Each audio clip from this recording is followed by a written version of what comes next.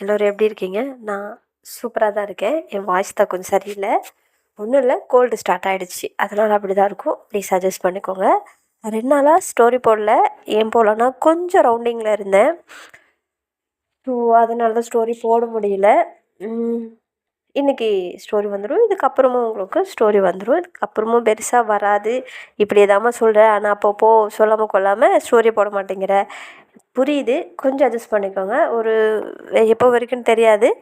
But முடிஞ்ச அளவுக்கு நான் ஸ்டோரி போடுறேன். ஓகேவா? சரி, ஓகே. நம்ம வெட்டி கதை பேச வேணாம், டைரெக்டாக ஸ்டோரிக்குள்ளே போயிடலாமா?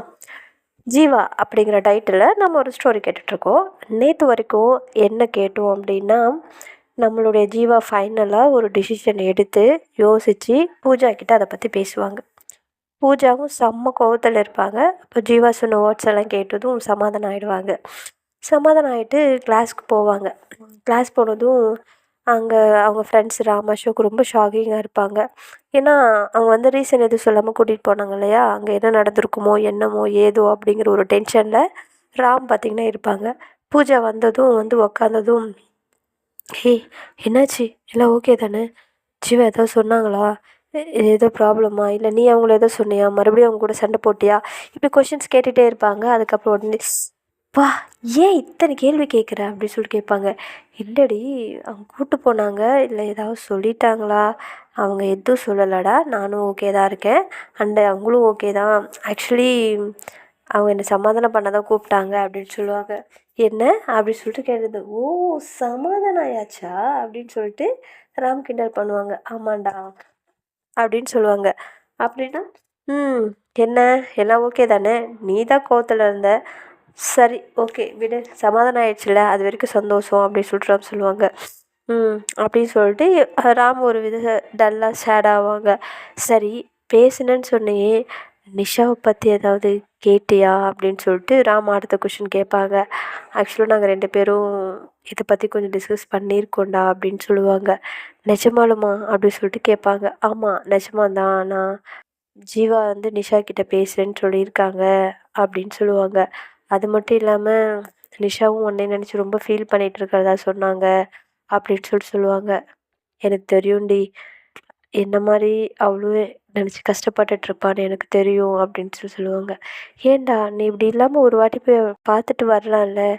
போகலாண்டி, ஆனால் அவளோட சுச்சுவேஷன் என்னன்னு தெரியாமல் நான் என்ன பண்ணுறதுன்னு எனக்கு புரியலடி அப்படின்னு சொல்லுவாங்க. இங்கே பார், நான் சொல்கிறது கேளு, ஒரு வாட்டி போய் நிஷாவை நேரில் பார்த்து பேசு அப்படின்னு சொல்லுவாங்க பூஜா. இங்கே பார், இப்போது நானும் ஸ்டார்டிங்கில் இப்படி தான் இருந்தேன். இப்போ ஜீவாவை பார்த்ததும் எனக்கு கோவமெல்லாம் போகலையா? அந்த மாதிரி தான்டா. மேபி நிஷாவோட சுச்சுவேஷன் என்னன்னு எனக்கும் தெரிலல்ல. நானும் நிஷாவை உண்மை என்னன்னு தெரியாமல் அப்படி பேசியிருக்க கூடாது. எனக்கு புரியுது. ஸோ அதனால தான் சொல்கிறேன், எந்த ஒரு ப்ராப்ளத்துக்குமே சும்மா யோசிச்சுக்கிட்டே இருந்தால் சரியாகாது. ஜஸ்ட்டு ஒரு வாட்டி போய் பார்த்து பேசினா தான் எதுவாக இருந்தாலும் சரிக்கும். அது நல்லதாக இருக்கலாம், கெட்டதாக இருக்கலாம், வாட்டெவர் மேபி, எதுவாக வேணாலும் இருக்கட்டும்டா. ஆமாம், இல்லை அப்படின்னு நம்ம தெரிஞ்சுக்கணும் அப்படின்னா எங்கேயோ இருந்து பேசுகிறத விட ஜஸ்ட்டு ஒரு வாட்டி நேரில் பார்த்து பேசணுன்னா எல்லா பிரச்சனையும் சால்வ் ஆகும்டா. அது நல்லதாகவும் போய் முடியலாம், கெட்டதாகவும் போய் முடியலாம் அப்படின்னு சொல்லுவாங்க. அது நீ எடுத்துக்கிறத பொறுத்து தான்டா இருக்குது அப்படின்னு சொல்லிட்டு பூஜா சொல்லுவாங்க. நீ சொல்கிறது சரிதான்டா அப்படி சொல்லுவாங்க.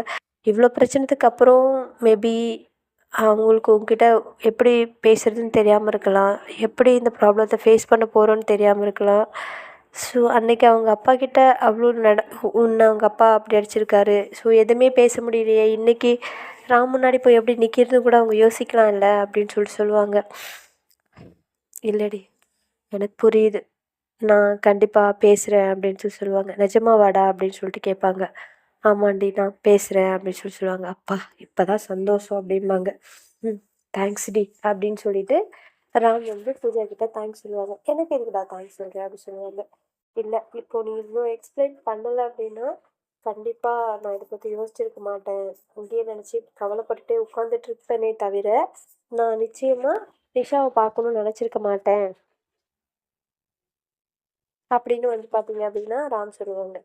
சரி சரி, ஓகே ஓகே, போதும்டா, நமக்குள்ளெல்லாம் ஓவராக பாயாசத்தை பொழியாமல் போ, நாளைக்கு போய் நிஷாவை பாரு அப்படின்னு சொல்லுவாங்க. நாளைக்கு முடியுமான்னு தெரியலடி, அவங்க அப்பா அம்மா இல்லாதப்போ போக பெஸ்ட்டாக இருக்கணும். டேய், நான் அவளை பார்க்கறதுக்காக சொன்னேன்டா. ஏய் நானும் அதுக்கு தானே சொன்னேன். இல்லை அவங்க அப்பா அம்மா இல்லாதப்போ போகணும்னு சொல்கிறியே அப்படின்னு கேட்டேன். ஏய் இல்லைடி, அவள் தான் வெளிலையே வரமாட்டேங்கிறாளே, அவங்க அப்பா அம்மா இல்லாதப்போ போனால் தானடி அவளை பார்க்க முடியும் அப்படின்னு சொல்லுவாங்க. ஓ அப்படி சொல்கிறியா, சரி அவளை நான் ஜீவா வீட்டுக்கு கூட்டிகிட்டு வர சொல்கிறேன், ஜீவா வீட்டில் இருக்கும்போது பேசு அப்படின்னு சொல்லுவாங்க. நல்ல ஐடியாவாக தான் இருக்கும், ஆனால் அதுக்கு ஜீவா ஒத்துக்கணுமே அப்படின்னு சொல்லுவாங்க. அதெல்லாம் ஒத்துப்பாங்க அப்படின்னு சொல்லுவாங்க. எனக்கு ஒன்றும் பிரச்சனை இல்லைடி அப்படின்னு சொல்லுவாங்க. சரி நான் அதை ஜீவா கிட்ட பேசுகிறேன் அப்படின்னு சொல்லுவாங்க.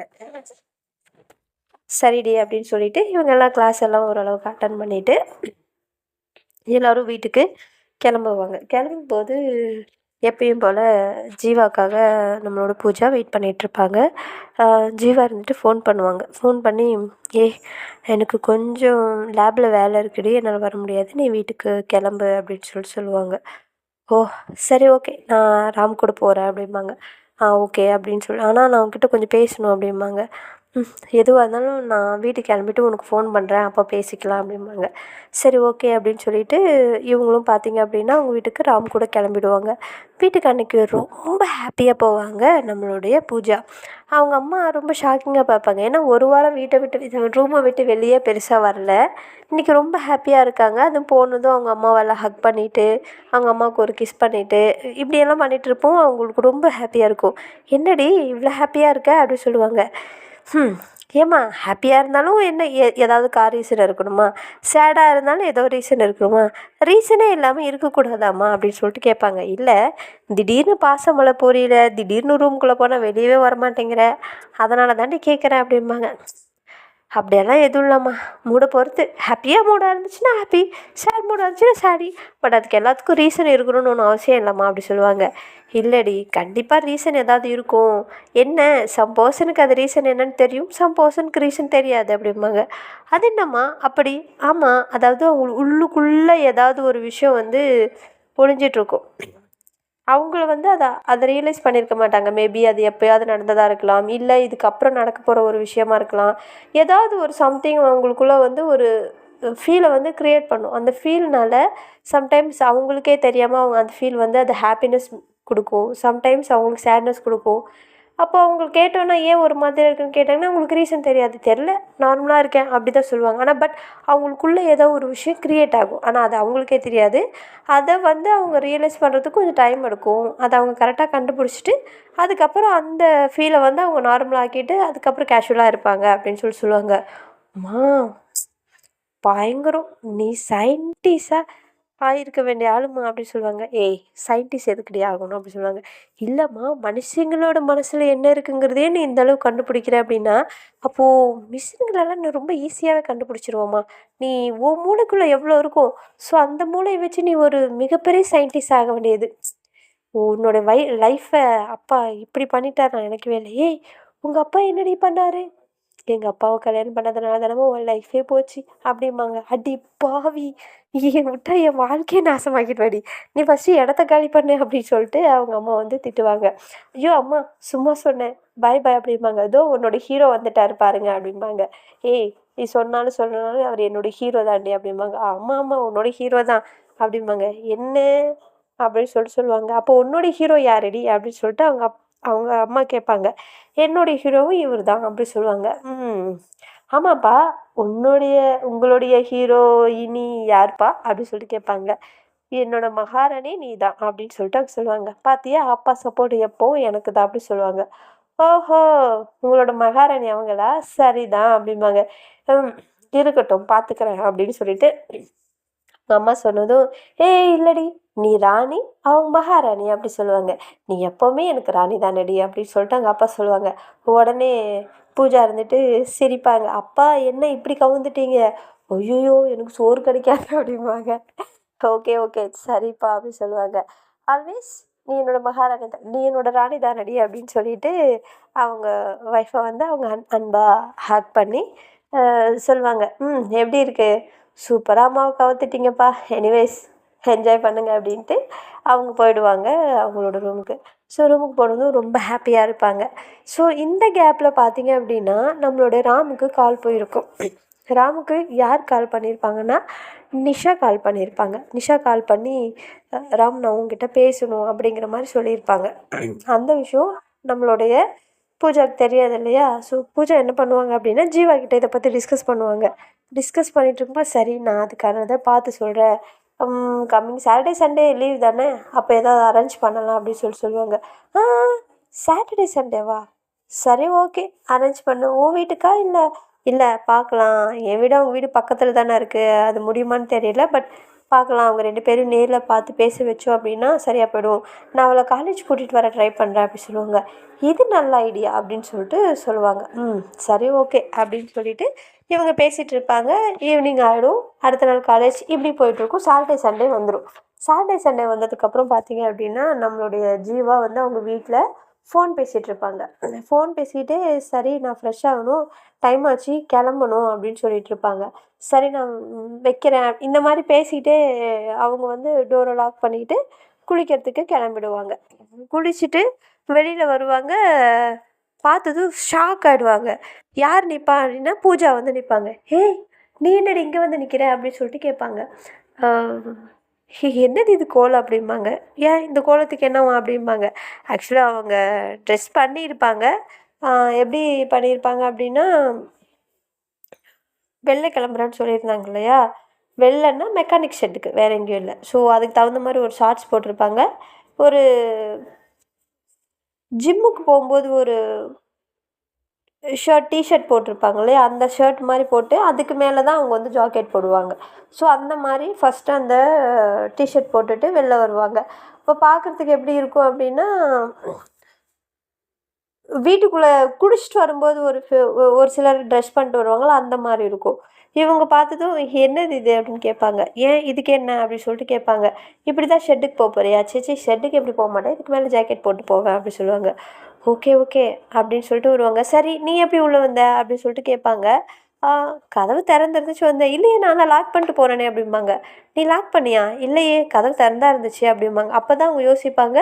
ஃபோன் பேசிக்கிட்டே லாக் பண்ண மறந்துடுவாங்க. ஐ மீன் லாக் பண்ணுவாங்க, பட் கரெக்டாக அதை லாக் பண்ணாமல் போயிடுவாங்க. இவங்க அதை யோசிச்சுட்ருப்பாங்க. அட குளிக்க போகிற அவசரத்தில் ஃபோன் பேசிகிட்டே போன அவசரத்தில் லாக் பண்ண மறந்துட்டேன் அப்படின்னு சொல்லிட்டு யோசிச்சுட்டே இருக்கும்போது பூஜா ஒவ்வொரு ஸ்டெப்பாக எடுத்து வச்சு ஜீவா பக்கத்தில் வருவாங்க. ஜீவா வந்து யோசிச்சுட்டே இருப்பாங்க. அவங்க பக்கத்துக்கு வந்ததே எதுக்கு இப்போ நீ பக்கத்துக்கு வர அப்படின்னு சொல்லிட்டு கேட்பாங்க. இல்லை ஒன்றும் இல்லையே அப்படிம்பாங்க. ஏய் என்னடி அப்படின்னு சொல்லிட்டு கேட்பாங்க. ஒன்றும் இல்லை ஜீவா அப்படின்னு சொல்லிட்டு அவங்களுடைய ஷோல்டரில் கை வைப்பாங்க. ஏய் இப்போ ஏன் நீங்கள் கை வைக்கிற அப்படின்னு சொல்லிட்டு கேட்பாங்க. இல்லை இந்த ட்ரெஸ்ஸில் ஏன் இந்த ட்ரெஸ்ஸுக்கு என்ன அப்படின்னு சொல்லிட்டு கேட்பாங்க. இந்த ட்ரெஸ்ஸில் ஒன்றும் இல்லை, நீ குளிச்சுட்டு வந்தியா? ஆமாம். அதுக்கு நீ போட்டிருக்க சோப்பு வாசனை அப்படியே ஆளை தூக்குது அப்படி சொல்லுவாங்க. தூக்கும் ஏன் தூக்காது உனக்கு? ஏய் ஒழுங்கா அங்கேயே நில்லு அப்படி சொல்லுவாங்க. அவங்க தான் ஷோல்டர் மேலே கை வர வச்சுருப்பாங்க இல்லையா? இன்னும் அவங்க கொஞ்சம் பக்கத்துக்கு வருங்க. பூஜா சொன்னால் கேளு வேண்டாம் அப்படின்னு சொல்லிட்டு அவங்க பேக் சைடே போயிட்டுருப்பாங்க. அவங்க ஃப்ரண்ட் சைடு வந்துகிட்டே இருப்பாங்க. என்ன வேணாம்? நான் இப்போ உனக்கு எதுவும் தரேன்னு சொல்லவே இல்லையே அப்படிம்பாங்க. நீ தரேன்னு சொல்லலை, ஆனால் அதுக்காக நீ இப்படி பக்கத்துக்கெல்லாம் வர வேணாமே, அங்கேயே இருந்து சொல்லாமே அப்படி சொல்லுவாங்க. ஏன் பக்கத்துக்கு வந்தால் என்ன, எதுவும் பிரச்சனையா உனக்கு அப்படின்னு சொல்லிட்டு கேட்பாங்க. எனக்கு எனக்கு என்ன பிரச்சனை, எனக்கு எந்த பிரச்சனையும் இல்லையா அப்படி சொல்லுவாங்க. அப்புறம் ஏன் நான் பக்கத்துக்கு வந்தால் வேணான்னு சொல்கிறேன் அப்படின்னு சொல்லிட்டு இப்படி டாக் போய்கிட்டே இருக்கும். அவங்க பின்னாடி அப்படி ஸ்டெப் பை ஸ்டெப்பாக பின்னாடி போயிட்டே இருப்பாங்க. இப்படி பின்னாடி போயிட்டே இருக்கும்போது அங்கே ஒரு ஸ்டூல் இருந்திருக்கும், அதை கவனிச்சிருக்க மாட்டாங்க. அது என்ன பண்ணுவாங்க, பேக் சைடாக போயிட்டுருப்பாங்க இல்லையா? அதை தடுக்கி, அதாவது அவங்களோட ரூமுக்குள்ளே போயிட்டு இருக்கும்போது இந்த சைடு தடுக்கி அவங்களோட சோஃபா இருக்கும் இல்லையா? இந்த சோஃபா மேலே விழுந்துருவாங்க. விழுந்ததும் அவங்க மேலே இவங்களும் விழுந்துருவாங்க. விழுந்ததுக்கப்புறம் அந்த சோஃபாவில் விழுந்ததும் 2 பேரும் ஒருத்தருக்கு ஒருத்தர் அவங்களோட ஐ பார்த்திங்கன்னா போயிட்டுருக்கும். இவங்க வந்து ஆல்ரெடி பார்த்திங்க அப்படின்னா அவங்களோட கை வந்து அவங்களோட ஷோல்டரில் தானே இருக்கும். ஸோ கரெக்டாக அவங்களோட நெஞ்சில் வந்து பார்த்திங்கன்னா பூஜாவோட கை வந்து நெஞ்சில் வந்து ஜீவாவோட நெஞ்சு மேலே வந்து இருக்கும். ஷோல்டரில் வச்சுருப்பாங்க இல்லையா? அப்போது தடுமாறி கீழே விழும்போது அவங்களோட கை ஆட்டோமேட்டிக்காக நெஞ்சில் வந்துடும். ஸோ அவங்களோட நெஞ்சுக்கு வந்ததும் இவங்க இருந்துட்டு அதை பெருசாக நோட் பண்ண மாட்டாங்க கீழே விழுந்ததில். 2 பேரோட ஐ கான்டாக்ட் பார்த்தீங்க அப்படின்னா, கொஞ்சம் டீப்பா ஒருத்தருக்கு மேல ஒருத்தர் இருப்பாங்க. கீழ ஜீவா இருப்பாங்க. அதுக்கு மேல நம்ம பூஜா இருப்பாங்க. ஸோ, ஒருத்தருக்கு மேல ஒருத்தர் பார்த்துக்கிட்டே இருப்பாங்க. அப்போ தான் நம்மளுடைய பூஜா என்ன பண்ணுவாங்க, லேசா கைய வந்து அசைப்பாங்க. கைய அசைக்கும்போது தான் அவங்களுக்கு ஃபீல் ஆகும், அவங்களோட கை எங்க இருக்கு அப்படிங்கிறது. அப்போ தான் ஜீவா வந்து ரியலைஸ் பண்ணுவாங்க. அந்த கை லேசா அசைஞ்சதும், அவங்களுக்கு கரண்ட் பாஸ் ஆகுற மாரி ஒரு ஃபீல் ஆகும். டக்குன்னு அப்படியே ஸ்ட்ரைக் அவுட் ஆகி மூச்சு வந்து பார்த்தீங்க அப்படின்னா, ப்ரீத்திங் கொஞ்சம் ஹெவியா இருக்கும் அவங்களுக்கு. நல்லா மூச்ச இழுத்து விடுவாங்க. எதுவும் பேச மாட்டாங்க. சைலண்ட்டா இருப்பாங்க. பூஜாவும் அந்த கைய அதுக்கப்புறம் எப்படி எடுக்கிறதுன்னு தெரியாம அப்படியே வந்து வச்சிருப்பாங்க. அவங்க 2 பேரோடையும் அந்த மூமெண்ட்ட வந்து ரியலைஸ் பண்ணிட்டு, அவங்களுடைய ப்ரீத்திங் வந்து ரொம்ப ஃபாஸ்ட்டா இருக்கும். ஸோ, அந்த ப்ரீத்திங் ஃபாஸ்ட் எந்த அளவுக்கு இருக்கும் அப்படின்னா, பூஜாவோடைய மூச்சு காத்து டைரக்ட்டா நம்மளோட ஜீவா மேலேயே படும். அந்த அளவுக்கு இருக்கும் அந்த மூச்சு காத்து. 2 பேருக்கும் ஹெவியா இருக்கும். ஸோ, 2 பேரும் ஒருத்தருக்கு ஒருத்தர் பார்த்துக்கிட்டே இருப்பாங்க. அப்போ வேற வழி இல்லாம நம்மளுடைய பூஜா என்ன பண்ணுவாங்க அப்படின்னா, அவங்களோட கை இருக்கும் இல்லையா? ஸோ, நெஞ்சு மேலேருந்து லேசா கைய நவுத்துவாங்க. நம்மளுடைய ஜீவாக்கு என்னென்னமோ பண்ணும். ஸோ, உடனே டக்குன்னு என்ன பண்ணுவாங்க அப்படின்னா, நம்மளுடைய பூஜாவுக்கு ஒரு அழகா சின்னதா ஃபர்ஸ்ட்டு ஒரு முத்தம் குடுப்பாங்க. அந்த கை கொஞ்சம் கொஞ்சமா நழுவும்போது, அவங்களோட முத்தம் இன்னும் கொஞ்சம் டீப் ஆகும். ஸோ, ஜீவாவுக்கு சுத்தமா அவங்களோட கண்ட்ரோலே இருக்காது. அவங்க கண்ட்ரோல டோட்டலா மிஸ் பண்ணிட்டு, டோட்டலா அவங்களோட கண்ட்ரோல் டோட்டலா விட்டுட்டு, அவங்கள ரொம்ப டீப்பா முத்தம் குடுக்க ஸ்டார்ட் பண்ணுவாங்க. அந்த முத்தம் கொஞ்ச நேரம் அப்படியே நீடிச்சுட்டே இருக்கும். ஸோ, 2 பேரும் அந்த முத்தம் மட்டும் பேசாம, அந்த டைம்ல அவங்களோட விரல்களும் பேச ஆரம்பிச்சிடும். அவங்களோட பூஜாவோட கைகள் பார்த்தீங்க அப்படின்னா, ஜீவாவோடைய ஷோல்டரு, கழுத்து இப்படி எல்லாமே தழுவ ஆரம்பிச்சிடும். அப்ப தழுவும்போது ஜீவாவுக்கு இன்னும் அவங்க மேல டீப்பா, இன்டெப்ட்டா அவங்க பார்த்தீங்க அப்படின்னா, அந்த உணர்வுக்கு அவங்க அவங்க வந்து ரியலைஸ் ஆகி, அதில இன்னும் டீப்பா இறங்க ஆரம்பிச்சுருவாங்க. பூஜாவோட கை ஆட்டோமேட்டிக்கா அவங்களோட தலைய கோதும்போது, அவங்களுக்கு அந்த ஃபீல்லேருந்து வெளிலவே வர முடியாத அளவுக்கு, அவங்க அதில மூழ்கி போயி, எந்த அளவுக்கு பூஜாவ கிஸ் பண்ண முடியுமோ, அந்த அளவுக்கு அவங்க முத்தத்தில அவங்க ஃபுல்லா நனைப்பாங்க. அந்த அளவுக்கு அவங்க வந்து முத்தம் குடுத்துக்கிட்டே இருப்பாங்க. அவங்களோட ஃபேஸு, கன்னம், கண்ணு, உதடு அப்படின்னு எல்லா இடத்துலையுமே அவங்க முத்து மழைய பொழிஞ்சுக்கிட்டே இருப்பாங்க. கொஞ்சம் கொஞ்சம் கொஞ்சம் கொஞ்சமா அந்த முத்து மழை கழுத்துக்கிட்ட வரைக்கும் வரும். ஸோ, கழுத்துக்கிட்ட வரும்போது அவங்க அப்போ ரியலைஸ் பண்ணி கொஞ்சமா பிரீத் ஹெவியாகி கொஞ்சம் பேக் வருவாங்க. பேக் வந்ததும் கொஞ்சம் ரியலைஸ் பண்ணிவிட்டு டக்குன்னு பூஜா வந்து எந்திரிப்பாங்க. எந்திரிச்சதும் ஜீவா வந்துக்கிட்டு சாரி அப்படின்னு சொல்லுவாங்க. உடனே அந்த அந்த சாரி கேட்டதும் அவங்களுக்கு என்ன ஃபீல் பண்ணாங்கன்னு தெரியல. டக்குன்னு நம்மளுடைய பூஜா சைட்ல இருந்து அவங்களுக்கு கிஸ் பேக் பண்ண ஸ்டார்ட் பண்ணிடுவாங்க. அந்த கிஸ் அவங்கள எது வரைக்கும் கொண்டுட்டு போகும் அப்படின்னா, கட்டில் வரைக்குமே கொண்டுட்டு போயிடும். ஸோ, 2 பேரும் அன்னைக்கு அவங்களோட முத்தத்தில ஸ்டார்ட் பண்ணி மொத்தத்தையும் முடிச்சுப்பாங்க. அவங்களோட அன்பு எந்த அளவுக்கு ஆழமா இருக்கு அப்படிங்கிறது அன்னைக்கு அவங்க ரியலைஸ் பண்ணிப்பாங்க. ஒருத்தருக்கு ஒருத்தர் அன்பை பரிமாறிட்டு, அதுக்கப்புறமா கொஞ்ச நேரத்துக்கு அப்புறம் அவங்க 2 பேரும் பேசிட்டு இருப்பாங்க. இந்த அளவுக்கு நான் நடக்கும்னு எதிர்பார்க்கல அப்படின்னு சொல்லிட்டு ஜீவா சொல்லுவாங்க. அப்போ பூஜா இருந்துட்டு, இந்த மாரி ஒரு நாள் கிடைக்காதா அப்படின்னு நான் நினச்ச நாட்கள் எத்தனையோ நாட்கள் இருக்கு அப்படின்னு சொல்லுவாங்க. ம். நீ நினச்சதுனால தான் இவ்வளோ சீக்கிரம் நடந்துருச்சு போல அப்படின்னு சொல்லிட்டு ஜீவா சொல்லுவாங்க. உடனே அவங்க கேட்பாங்க, "நீ ஹாப்பியா?" அப்படின்னு கேட்பாங்க. ம். ரொம்ப அப்படின்னு சொல்லிட்டு நல்லா வெட்கப்பட்டுக்கிட்டு அவங்கள நல்லா கட்டிப்பிடிச்சு அவங்களோட நெஞ்சு மேல அவங்க தலைய வச்சு படுத்துப்பாங்க பூஜா. ஸோ இதுக்கப்புறம் என்ன நடக்க போகுது அப்படிங்கிறது எல்லாமே நம்ம நெக்ஸ்ட் அப்கமிங்கில் கேட்கலாம். இப்போ வரைக்கும் எப்படி போயிட்டுருக்கு அப்படிங்கிறத மறக்காமல் கமெண்ட் பாக்ஸில் கமெண்ட் பண்ணுங்கள். எல்லாருக்கும் டாட்டா பாய் பாய்.